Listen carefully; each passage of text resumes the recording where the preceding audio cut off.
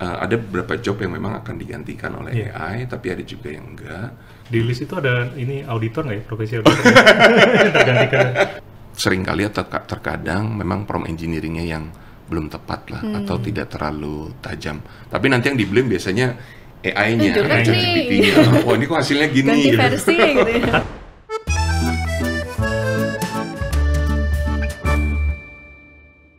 Hai Ibers, jumpa lagi di Roti Manis, ruang obrolan rutin bermanfaat dan inspiratif.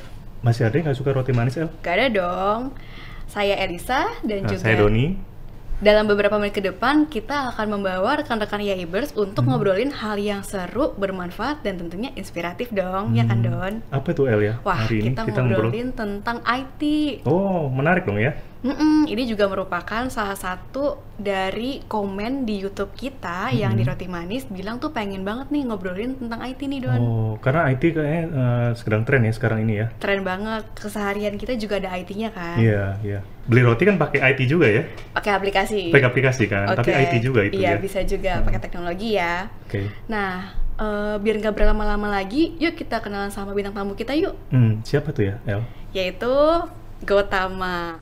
Sebelum mulai, boleh nggak minta kedipnya dulu? Apa tuh? Iya. Kedip itu adalah kenal lebih dekat orang penting ini. Oh, oke. Karena penting banget nih kita dapetin informasi dari Gautama nih terkait dengan IT, karena memang juga Gautama saat ini sebagai Salah satu IT expertnya Advisory Director betul di Grant Thornton Indonesia. Hai Elisa, hai Doni, Hai. Hai rekan-rekan Yaibers. Senang bisa hadir di acara podcast di kesempatan kali ini. Oke. Langsung aja Ya, kali ya mungkin Don kita ya. langsung Boleh. pertanyaan kali ya. Pertanyaannya Silakan. banyak nih kayaknya, nggak apa-apa ya Gautama? Oh, monggo. Oke. Mungkin mengawali tahun 2025 ini. Nah, kita pengen tahu nih IT Risk Landscape 2025 tuh apa sih resiko-resikonya Gautama? Boleh ya sharing-sharing? Oh iya, pasti tentunya. Jadi mungkin dibuka dengan risiko teknologi informasi di 2025 itu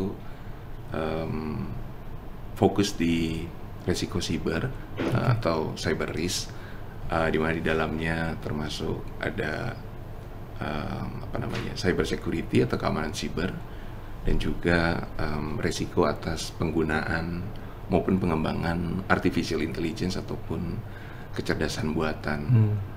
Nah, di dalam keamanan siber tersebut itu sama atau kurang lebih serupa dengan tahun lalu, di mana serangan siber dengan berbagai teknik, dimulai dari ransomware, kemudian ada malware di situ, kemudian juga ada extortionware, itu diramalkan akan mendominasi risiko siber di tahun ini ya.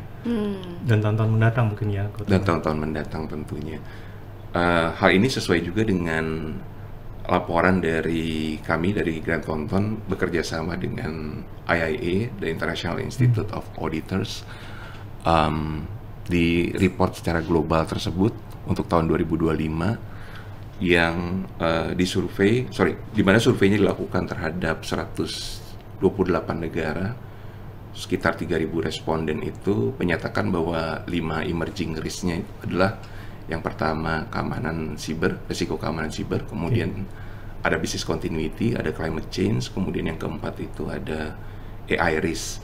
Jadi risiko yang disebabkan karena penggunaan AI maupun pengembangan AI itu sendiri. Jadi mungkin itu gambaran umum mengenai landscape risiko TI di tahun ini sih, Elisa dan Doni. Oke. Menarik tadi ya, kalau apalagi tadi kalau saya dengar tadi ada salah satunya adalah keamanan cyber ya, Gautama ya. Kalau kita perhatikan kan beberapa tahun belakangan ini serangan cyber tuh cukup banyak ya, dan kita mengalami sendiri beberapa bank dikabarkan terkena ya serangan cyber ya, itu. cyber. Nah, kira-kira menurut pandangan Gautama, kita ini sebagai bank di perbankan Indonesia kira-kira bagaimana ya? Sudah siap belum sih kita menghadapi serangan-serangan cyber ini? Kalau berbicara tentang perbankan Indonesia, dilihat dari sisi arsitekturnya kan ada ada bank negara, which is BUMN, kemudian ada bank swasta, kemudian ada bank pembangunan daerah dan bank pembangunan rakyat ya. Nah, kalau dari sisi kesiapan teknologi informasi dalam menghadapi risiko siber, bank negara dan bank swasta terlihat secara agregatif memang lebih siap, dari sisi postur teknologi informasi termasuk postur keamanan sibernya. Yang jadi tantangan mungkin di bank pembangunan daerah, kemudian juga bank pembangunan rakyat, terutama kalau bank pembangunan daerah itu tantangan terbesarnya adalah dari sisi sumber daya manusia yang mereka coba rekrut untuk mengamankan sistem dan data yang mereka miliki. Dan kalau dari sisi bank pembangunan rakyat itu tantangan terbesarnya tentu saja dari sisi anggaran ya, karena memang keterbatasan bisnis yang mereka boleh lakukan sesuai dengan ketentuan dari Bank Indonesia. Jadi secara umum, singkat kata, Doni, gambaran kesiapan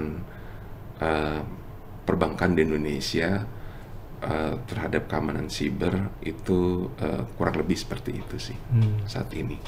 Sebenarnya kuncinya apa sih untuk sebagai dasar buat kita nih di dunia perbankan ya untuk mengantisipasi terutama serangan-serangan cyber ini?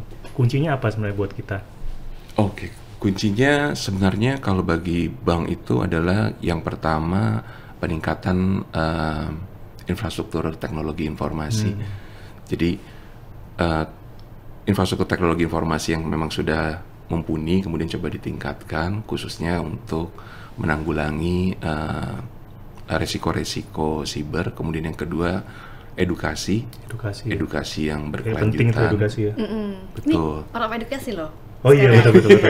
Oke, terus. Edukasinya ini tidak hanya untuk nasabah tapi tentunya juga untuk employee kita dan juga para pihak ketiga yang terlibat dalam pengembangan sistem, kemudian juga terhadap pelaksanaan sistem dan sebagainya dalam rangka memitigasi risiko yang disebabkan oleh pihak ketiga atau third party risk.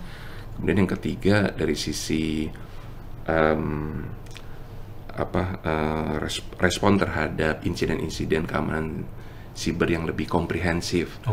Karena pihak bank sudah memiliki, namun kelihatan ada missing link, ada beberapa komponen yang belum ada di situ, sehingga ketika terjadi insiden, umumnya insiden dapat diselesaikan, namun yang ketinggalan itu biasanya ini Doni, root cause-nya.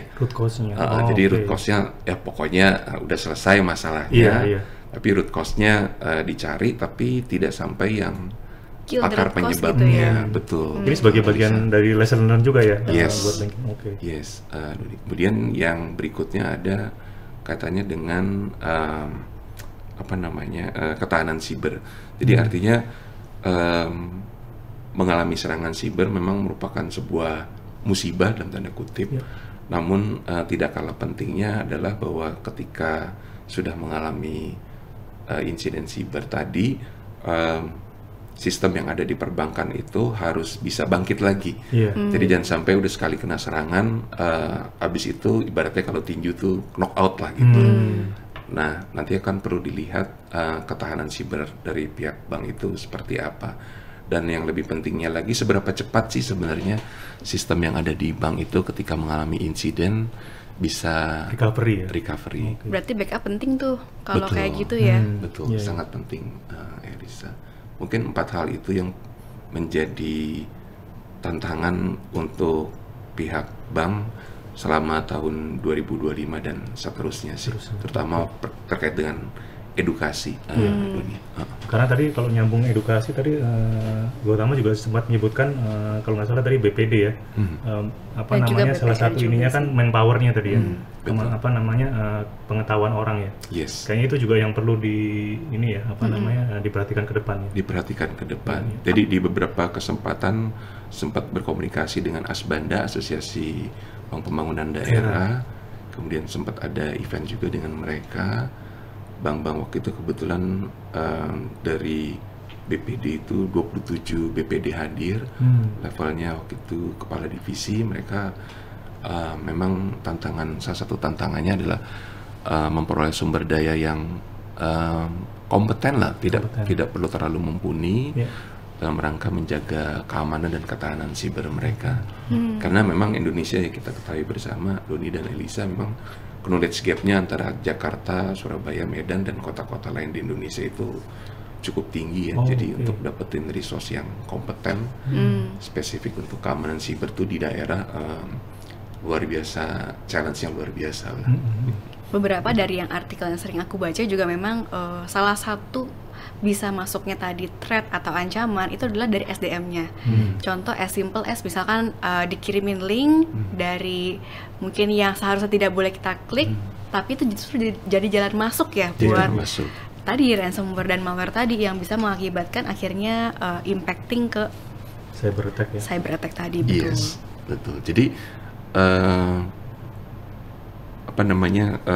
serangan siber itu walaupun postur keamanan yang kita miliki sudah mumpuni, sudah canggih lah istilahnya, namun selalu terbuka risiko di mana ada insiden yang memang disebabkan karena faktor human error. Maksudnya dalam arti bukan berarti human resource tersebut tidak kompeten atau literasinya kurang, tapi memang karena sedang dalam posisi tidak waspada.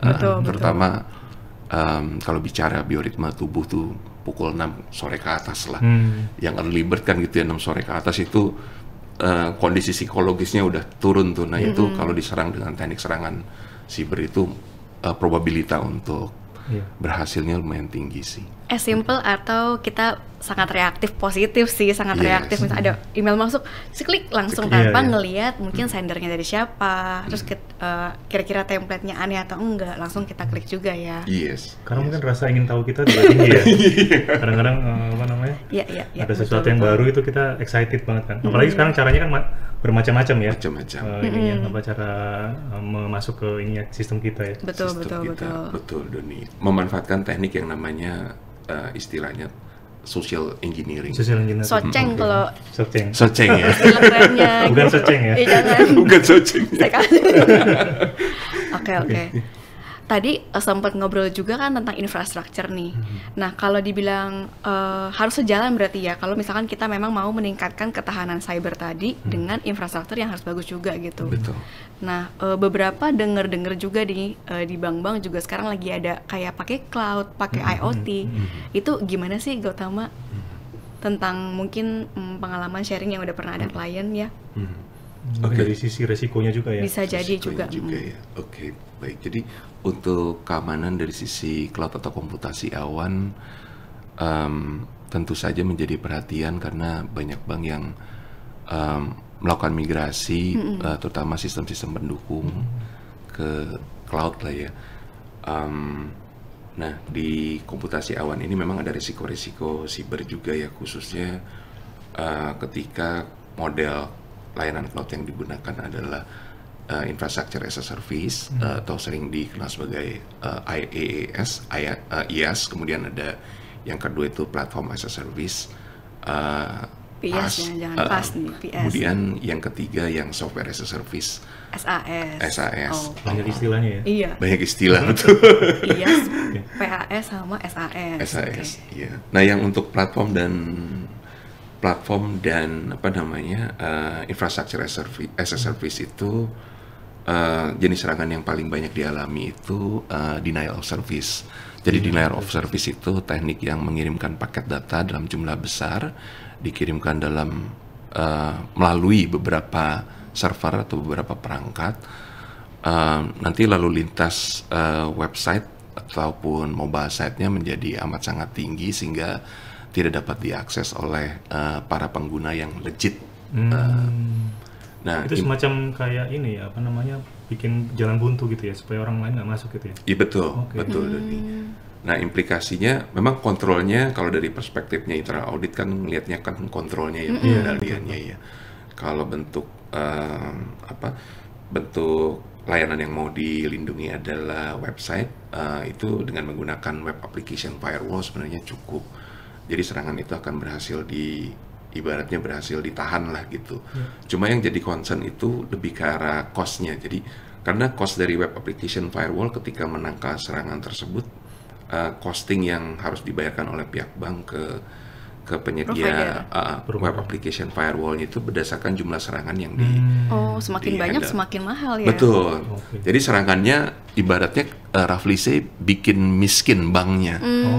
Karena serangan yang jumlahnya banyak itu memang aman-aman ya, bisa ditangkal, tapi cost yang mereka bank keluarkan untuk membayar penangkalan tadi itu yang ya kalau jumlahnya makin signifikan jumlah serangannya itu cost-nya makin tinggi sih.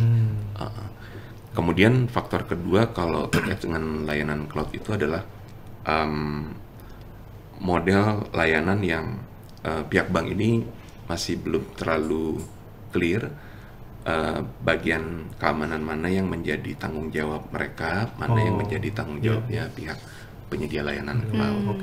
In case ada tadi serangan mungkin kena gitu ya, mana yang harus jadi penanggung jawab gitu tadi ya, responsible parties-nya ya. Betul, Elisa. Betul. Itu nanti kuncinya di mana Gotama? Tadi pihak mana yang lebih responsible? Kita bisa pastikan di area mananya? Oke, kalau kaitannya dengan layanan cloud, ada framework dari Cloud Security Alliance, nama frameworknya itu SSRM, Share Security Responsibility Model, itu udah rilis sekitar 6 bulan lalu. Di dalam framework itu, dalam bentuk dokumen PDF sudah diperlihatkan di security responsibility-nya yang ada di pihak pengguna layanan cloud yang mana. Kayak user access management kali ya kalau kita ITGC control ya kan ini ya. Karena kan kita sebagai auditor kan harus tahu juga kan mana yang jadi responsibility-nya bank gitu, bank kita, atau responsibility-nya third party kan. Betul, penyedia layanan. Kemudian menariknya di framework tersebut ada kontrol yang joint ownership, jadi kontrol yang pemiliknya pengguna layanan maupun penyedia layanan cloud. Itu harus clear sih, kayak di dalam agreement-nya juga harus di stated ya berarti ya. Yes, betul Elisa. Menghindari one prestasi di kemudian hari. Mungkin kalau ternyata salahnya dari provider ya kita bisa ini part of dari mitigasi resiko sebenarnya. Betul. Yes. Karena kalau nggak clear ya biasa yang terjadi mungkin kita tahu bersama lah, blame game. Jadi bank mungkin nunjuk penyedia layanannya kan bilang ini harusnya responsibility-nya bank. Akhirnya insidennya terus berjalan dan tereskalasi kemana-mana. Oke. Mungkin satu lagi yang menarik tadi disebutkan di awal. Boleh, lebih dari satu juga boleh. Boleh ya. Resiko yang ke depan itu juga terkait sama AI ya. Yang sekarang mungkin menarik juga untuk kita diskusikan tuh. Nah, gimana sih sekarang perkembangan AI yang ke depan ini ya? Ke depannya ya. Terutama kalau boleh ikutan nimbrung buat internal auditor dong untuk penggunaannya, atau misalkan kita bisa embedded dalam audit kalau ada saran boleh ya. Oke, wah ini menarik. Ini $1 million question. Oke, jadi AI memang baik dari sisi penggunaan maupun pengembangan memunculkan risiko tersendiri. Beberapa risiko diantaranya adalah yang pertama itu model AI-nya diserang. Tujuannya adalah agar supaya model tersebut tidak berfungsi, atau kalaupun berfungsi tidak sebagaimana yang diharapkan. Itu yang pertama dari sisi modelnya. Kemudian yang kedua dari sisi input datanya. Jadi data yang diinput ke dalam model AI itu diinjek dengan data yang fake data, sehingga nanti sebenarnya ujungnya mau kayak mencoba machine melihat, learning ya, tapi lebih dikembangkan lagi ya. Dikembangkan lagi, yes. Karena machine learning pada dasarnya adalah bagian dari AI. Elisa. Yang ketiga nanti serangannya menimpa ke training data. Jadi yang diserang model, input data sama training datanya. Kalau training itu apa? Terkait apa? Training data adalah data yang diinput ke modelnya dalam rangka pengujian. Pengujian itu artinya sebelum dilakukan input data yang sebenarnya, biasanya modelnya di training dulu nih dengan training data, sehingga modelnya mengenali data-data yang akan diinput berikut dengan pola-polanya, sehingga nanti modelnya akan memproses training data tersebut dan menghasilkan output data yang kita kenal istilahnya inference data. Inference data, anomali data lah ya gitu ya. Anomali data. Nah, kalau untuk AI di Indonesia pengembangannya bisa kelihatan dari aplikasi-aplikasi yang sudah jadi seperti misalnya kalau bicara di industri misalnya bank ada chatbot, jadi chatbotnya kan agak beda dikit ya dibanding chatbot 5-10 tahun lalu lah. Kalau yang 5-10 tahun lalu chatbotnya memang di web, kemudian kalau kita konsumen atau calon konsumen mau bertanya mengenai produk perbankan nanti dilayani. Cuma kalau dulu itu masih menggunakan machine learning, kalau sekarang memang udah menggunakan AI. Sehingga data yang diinput ke dalam ke chatbotnya maupun diproses oleh chatbotnya lebih human friendly. Kemudian dari sisi data yang diinput juga tidak harus melulu teks, tapi juga bisa audio dan video, visual ya, dan visual, betul. Ini sebenarnya biar orang nggak ketahuan kalau dia lagi ngobrol sama robot ya. Sama robot. Ya lebih smooth ya. Iya, jawabannya nggak cuma sudah tertanam scripting, tapi mungkin bisa lebih luas lagi gitu ya. Lebih luas lagi, betul Elisa.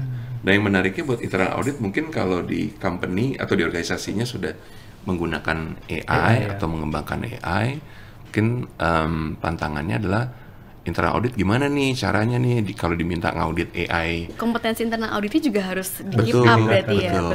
Betul. Kalau yang terakhir dari Kementerian Keuangan, mereka lagi implementasi AI di salah satu sistemnya. Nah internal auditnya tuh ke luar negeri tuh, studi banding sama negara lain. Karena di sini mereka belum ada bandingannya. Gimana caranya ngaudit AI di Kementerian Keuangan nih? Jadi internal auditnya dikirim Elisa ke luar negeri, kalau nggak salah ke Belgia deh. Iya itu boleh nih kayaknya. Kita ajukan yuk. Oke. Ya bagus juga sih. Berarti kan kita biar lebih menyeluruh, thorough juga ketika ngaudit ya, nggak cuma sampling based juga ya. Lebih karena kan bisa population wise nih kalau kita ngomongin tadi Gen AI sama lebih tajam ya. Kalau ada tadi yang anomali itu yang kita bisa sasar duluan. Yes. Tambahan mungkin Elisa dan Doni untuk kaitannya dengan audit AI, Cloud Security Alliance sebagai organisasi, sebenarnya organisasi cloud sih, cuma mereka sedang membuat guidelines untuk gimana caranya mengaudit AI. Guidelines-nya itu ya namanya guidelines kan panduan lah ya, kita bisa gunain sesuai dengan kebutuhan kita. Sepertinya akan rilis di beberapa bulan mendatang, mungkin di kuartal kedua sih tahun ini. Menarik tuh. Informasi yang kalau ada guidance sih kita lebih terbantu banget ya. Tapi lebih seru ke luar negeri kayaknya. Oh iya boleh. Sponsornya kalau dibantuin kan saya mau. Oke. Kalau tadi kan internal audit sebagai auditornya. Nah, tapi kalau melihat perkembangan ke depan kan sebenarnya kita juga sebagai user juga terkait dengan AI ya. Nah, kira-kira tips apa nih buat kita internal auditor berapa tahun ke depan untuk kita bisa menggunakan AI dengan proper lah ya. Dengan proper ya. Oke, jadi kalau buat profesi internal audit menggunakan AI dalam rangka kebutuhan auditingnya, spesifiknya untuk Gen AI itu bisa digunakan untuk mempercepat proses pencarian dan proses riset sih. Jadi misalnya contohnya kalau menyebutkan Gen AI seperti ChatGPT dengan model GPT 4o gitu ya, terus ada Perplexity.ai itu kalau digunakan dengan prompt engineering yang cepat itu, kalau misalnya rekan-rekan internal auditor mau mencari informasi ataupun data yang kalau dengan mesin pencari itu nge-search-nya berkali-kali gitu ya, kalau dengan Gen AI spesifiknya ChatGPT itu search-nya sekali aja, nanti kan mereka yang akan crawling sebenarnya, sehingga proses pencariannya bisa dilakukan jauh lebih cepat. Misalnya saya misalkan ambil temukan 10 transaksi terbesar di cabang X pada tahun 2023 sampai 2024 kayak gitu. Jadi memang promptingnya yang harus kita bikin spesifik mungkin ya. Spesifik mungkin, betul ya. Karena memang training datanya kan juga dibikinnya menggunakan model tertentu sehingga prompt engineering kita harus tepat memang. Jadi seringkali reference data atau outputnya itu mungkin bagi kita yang menggunakan ada kekeliruan di situ, yaitu seringkali atau terkadang memang prompt engineeringnya yang belum tepat lah atau tidak terlalu tajam. Tapi nanti yang di-blame biasanya AI-nya, GPT-nya. Wah, ini kok hasilnya gini. Ganti versi gitu ya. Tapi itu bisa diperbaiki terus-menerus nggak sih? Bisa. Ditingkatkan, improve setiap saat ya? Yes, modelnya itu yang nanti akan ditingkatkan. Kan sekarang ChatGPT 4o, kemudian nanti akan ChatGPT 4.5 dan seterusnya. Jadi makin advance modelnya, itu makin smart sih dia harusnya. Tapi mungkin ada kekhawatiran juga ya, teman-teman kan ada pertanyaan, ini suatu saat bisa menggantikan kita nggak ya? Gantikan sebagai kita. manusia? Oh. Karena semakin pintar kan, Iya, menariknya ya. Kalau melihat, kalau bicara prediksi, mungkin kita bisa melihat kajian-kajian atau report yang memang sudah dipublish ya. Terakhir ada kajian dari World Economic Forum mengenai peran AI, apakah akan menggantikan kita sebagai workforce gitu ya. Kalau prediksinya World Economic Forum ini lebih kepada ada beberapa job yang memang akan digantikan oleh AI, tapi ada juga yang enggak. Kemudian konklusi kedua di executive summary-nya itu kita yang menggunakan AI itu harusnya akan lebih maju ketimbang resource yang tidak menggunakan AI. Jadi resource yang tidak menggunakan AI itu akan tertinggal lah. Bottom line-nya begitu sih di executive summary-nya mereka. Di list itu ada ini auditor nggak ya, profesi auditor? Tergantikan. Tidak bisa tergantikan. Kita tuh ada human touch yang nggak bisa digantikan sih kalau auditor. Analisa, ya. Betul. Sama auditi, sama mungkin stakeholders lainnya, itu masih guna banget dan kan nggak akan bisa digantikan sama AI sih, Om. Saya yakin dan percaya. Amen to that, Bu. Amen to that. Oke. Amin. Kalau tadi sempat ngobrolin kan tentang gimana juga menurut aku salah satu jadi resikonya mungkin data kali ya, tentang keamanan data ya, Gotama. Ngobrolin tadi AI, ada training data, ada simulasi data inputnya juga. Tapi juga keamanan data jadi salah satu hal yang penting kali ya. Yes. Dan berkaitan banget ya. Berkaitan banget. Terus juga kan ada banyak regulasi tuh ya, nggak cuma PDP aja, tapi juga regulasi yang mengatur tentang tata kelola teknologi informasi ya, terutama. Itu kayaknya juga perlu untuk teman-teman IAIBer semua bisa keep up juga, bisa terupdate juga ya dengan si peraturan tersebut. Betul. Jadi BI dan OJK dalam konteks keamanan siber saya pikir udah cukup banyak yang mengeluarkan regulasi.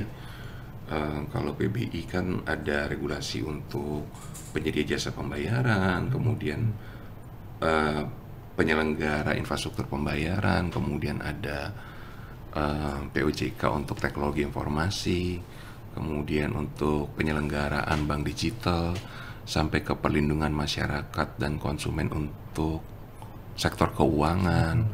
Banking highly regulated banget sih soalnya. Iya, highly regulated sekali. Bahkan untuk pasar uang, dan kalau Elisa dan Doni perhatikan, untuk pasar uang dan pasar valuta asing pun Bank Indonesia sudah mengeluarkan regulasi kan, penyelenggaraan teknologi informasi tahun 2021 kalau saya nggak salah. Oke. Ini menarik banget sih. Tapi emang kayaknya ngomongin IT tuh kayaknya bisa nggak ada habisnya nih. Sedangkan waktu kita terbatas nih, Don. Waduh, udah harus bikin 2 sesi kayaknya ya. Boleh banget. Nanti kita undang lagi. Oke, bersedia ya? Pastinya. Supaya mau diundang lagi, kita kasih cendera mata dari IAIB deh buat Gautama. Wow. Wah, ini keren biar nih. inget terus sama roti manis ya. Isinya roti kayaknya. Atau yang manis. Rahasia gitu. Atau yang manis-manis. Terima Semoga kasih. nanti bermanfaat juga. Oke, mungkin terima kita kasih. udah harus selesai dulu kali ya, Don ya. Mungkin ada closing Bisa. statement mungkin ya dari Gautama. Kira-kira Pesan-pesan buat IAIBers ya. pesan buat terutama buat IAIBers ya. IAIBers ya. Auditor. Baik, mungkin pesannya, closing statementnya, keamanan siber termasuk juga resiko siber itu pada dasarnya merupakan tanggung jawab seluruh individu di dalam organisasi. Oleh karena itu, setiap personal di dalam organisasi itu diharapkan memberikan kontribusi terhadap keamanan siber maupun resiko siber. Lalu yang kedua itu internal auditor diharapkan juga meningkatkan pengetahuan dan kemampuannya terhadap penggunaan teknologi informasi yang berkembang, termasuk kecerdasan buatan, sehingga seluruh sistem dan data yang ada dalam organisasi kita, termasuk data nasabah, itu dapat dijaga dalam rangka meningkatkan kredibilitas pihak bank dan juga sekaligus memenuhi ketentuan yang ada di hukum dan perundangan yang berlaku. Saya pikir itu closing statement dari saya.